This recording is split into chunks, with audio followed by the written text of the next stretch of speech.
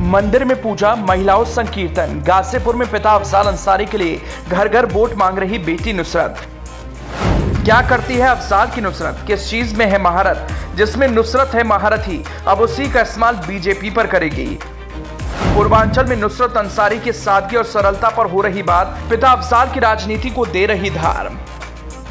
गाजीपुर से पिता अफजाल अंसारी के प्रचार में उनकी बेटी नुसरत अंसारी भी उतर आई है। अफजाल की बेटी नुसरत की एक तस्वीर खास चर्चा में है, जिसमें वो शिवालय में पूजा करती दिख रही है। जिस सादगी से वो मंदिर में गई, वहां से पूजा अर्चना करने के लिए अफजाल अंसारी की बेटी नुसरत अंसारी ने अपने पिता की बुनियादी और जमीनी सोच बता दी। कहा जा रहा है, अगर अफजाल अंसारी के साथ कुछ ऐसा वैसा हुआ तो उनके राजनीतिक उत्तराधिकारी के तौर पर नुसरत अंसारी होगी।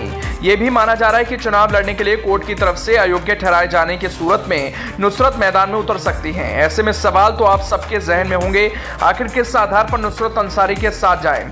क्या सिर्फ अंसारी परिवार की बेटी होने की वजह से उन्हें जगह मिलनी चाहिए, या फिर उनकी योग्यता के दम पर? आखिर नुसरत अंसारी करती क्या है? सिर्फ अफजाल अंसारी की बेटी हैं, या इससे आगे नुसरत अंसारी का अपना व्यक्तित्व है? इन सवालों से आगे गाजीपुर की राजनीति में नुसरत अंसारी चर्चा के केंद्र में आ गई। वो अफजाल अंसारी की सबसे बड़ी बेटी है, वो मुख्तार अंसारी की भतीजी हैं। लोकसभा चुनावों को केंद्र में रखकर उनके नाम पर तमाम तरह के राजनीतिक कयास लगाए जा रहे हैं। ऐसा माना जा रहा है कि राजनीतिक हालात अगर बने तो नुसरत अपने पिता अफजाल की जगह चुनाव लड़ने को लेकर अटकलें लगाई जा रही हैं। आइए एक नजर नुसरत अंसारी की प्रोफेशनल लाइफ पर डालते हैं। पिता अफजाल के चुनाव प्रचार में शिवालय में माथा टेकती और मंदिर में कीर्तन में शामिल होती नजर आ रही नुसरत ने अपनी ग्रेजुएशन दिल्ली के नामचीन लेडी श्री राम कॉलेज से की। उन्होंने 2014 में अपना ग्रेजुएशन पूरा किया। नुसरत ने Tata institute of social science से डेवलपमेंट प्लानिंग में पढ़ाई की। उन्होंने पाठ्यक्रम 2017 में पूरा किया। पिछले 10 सालों से नुसरत एक दस्तानगो के तौर पर भी सक्रिय हैं। इसको लेकर उन्होंने कई संस्थानों और स्कूलों के साथ साथ कार्यशाला आयोजित की। वो नेशनल स्कूल ऑफ ड्रामा और अशोक यूनिवर्सिटी के साथ भी जुड़ी हुई हैं। वो सबसे कम उम्र की दस्तानगो यानी दास्तान सुनाने वाली बताई जाती हैं। नुसरत जो दस्तानगोई करती हैं, आखिर वो क्या है? आप सबके जहन में इस सवाल तो जरूर आया होगा। दरअसल दस्तानगोई किस्सा कहानी कहने की एक कला है। इस फन की शुरुआत ईरान से 8वीं-9वीं शताब्दी से मानी जाती है। 1000 साल पहले अरबी नायक अमीर हजमा के शौर्य और साहसिक कार्यों को दास्तान के रूप में सुनाने से इसकी शुरुआत हुई। दास्तानगो की कहानियां सबसे अधिक लोकप्रिय तब हुई जब ये उर्दू भाषा का हिस्सा बनी। मुगल काल में दस्तानगोई ने पहली बार हिंदुस्तान में पैर जमाने शुरू किए। ये कला 19वीं शताब्दी में उत्तर भारत में अपने चरम पर पहुंची। भारत में मुगल काल के दौरान इस कला को नई ऊंचाई मिली।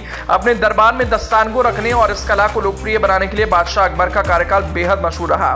दस्तानगोई उर्दू में दास्तान यानी लंबी कहानियां सुनाने की कला है।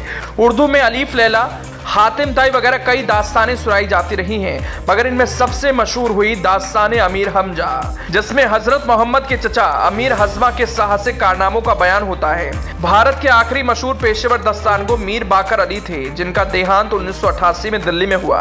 इसके बाद हिंदुस्तान में दास्तान सुनाने की परंपरा एकदम से खत्म हो गई। 2005 में महमूद फारूकी ने उर्दू आलोचक शमशुर रहमान फारूकी से प्रेरणा लेकर फिर से दास्तान गोई शुरू की और इस तरह हिंदुस्तान में आधुनिक दास्तान गोई का आगाज हुआ। बाद में बहुत से दूसरे लोग भी इससे जुड़े। लखनऊ ने दास्तान गोई की सबसे बड़ी नवाजिश इसे किताब की शक्ल में वजूद में लाकर की। इस वजह से पूरी दुनिया में आज भी ये दास्तानें कम से कम कागज पर तो सुरक्षित हैं। जब मौखिक तौर पर दास्तान कहने का चलन शबाब पर था, तब दुनिया भर में मशहूर मुंशी नवल किशोर ने इसे पहली बार किताब की शक्ल में छपवाने का इरादा किया। बहरहाल दस्तानगो नुसरत अंसारी अब अपने पिता अफजाल अंसारी के पक्ष में जनता के बीच एक तरफ मोदी सरकार के खिलाफ दास्तान गोई कर रही हैं। दास्तान यही, ये सरकार किस ट्रैक पर चल रही है।